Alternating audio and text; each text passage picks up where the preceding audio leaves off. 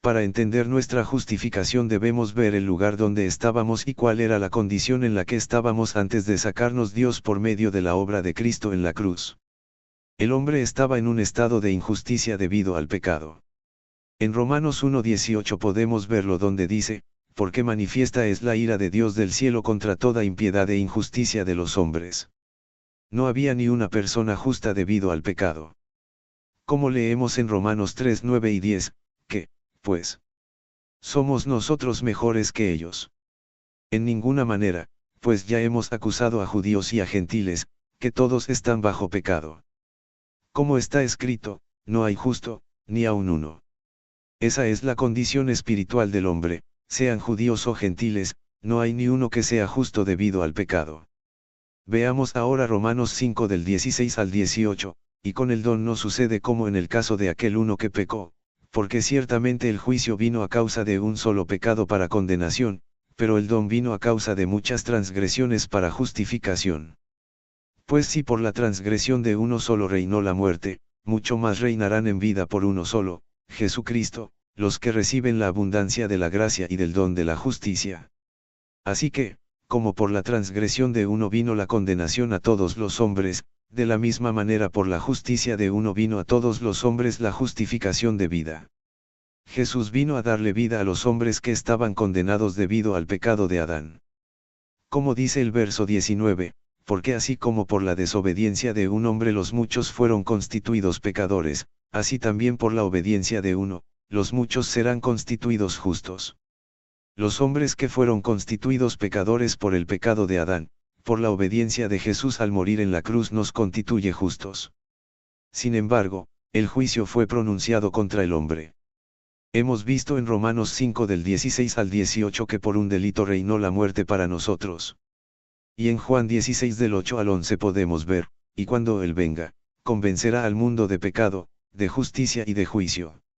De pecado, por cuanto no creen en mí, de justicia, por cuanto voy al Padre, y no me veréis más, y de juicio, por cuanto el príncipe de este mundo ha sido ya juzgado.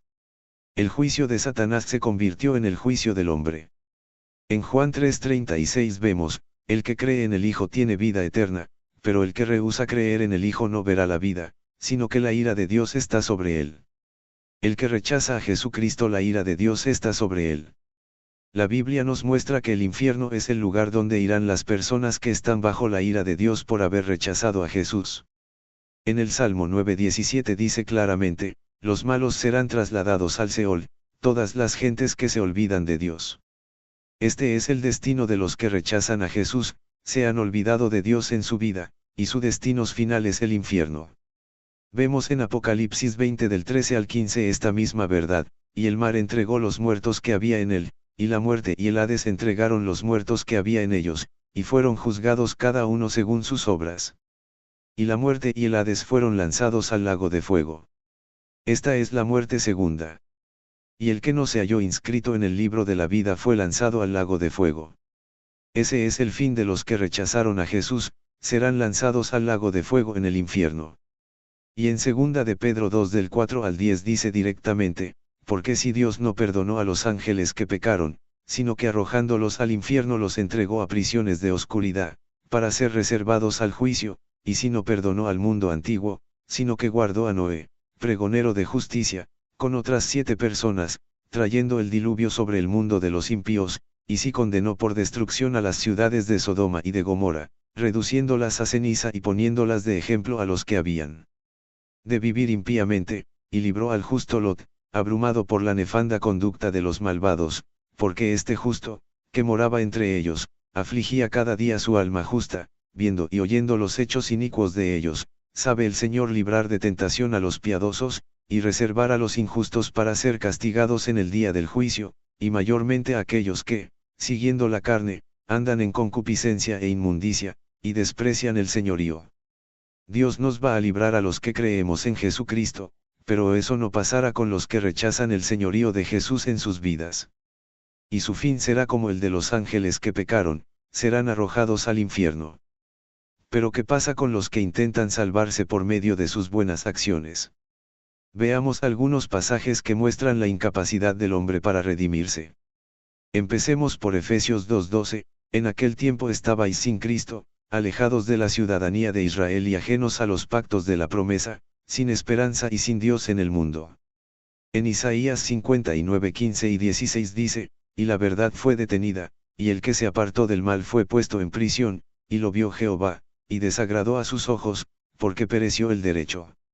Y vio que no había hombre, y se maravilló que no hubiera quien se interpusiese, y lo salvó su brazo, y le afirmó su misma justicia. Dios buscó un hombre que fuese justo y no lo halló, por ese motivo él mismo tuvo que hacer el trabajo de salvar al hombre enviando a su Hijo Jesucristo.